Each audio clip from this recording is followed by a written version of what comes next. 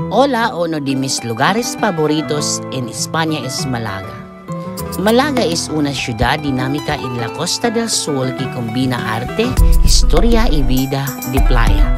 Es un lugar ideal para explorar la cultura andaluza mientras disfrutas del sol y del mar.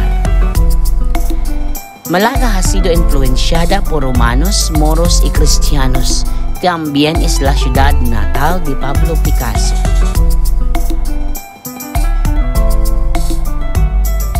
La Alcazaba, una fortaleza muy bien conservada que ofrece hermosas vistas de la ciudad y del mar, junto con jardines tranquilos y arquitectura histórica.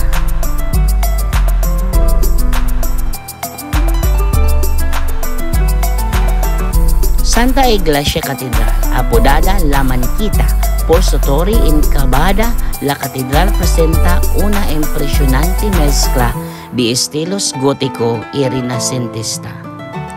La Malgueta, una playa popular con palmeras, chiringuitos y muchos lugares para relajarse y disfrutar de mariscos frescos.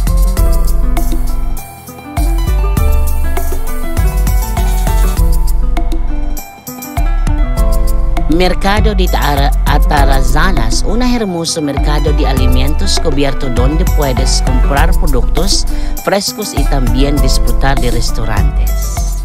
Málaga, donde el sol y la cultura encuentran.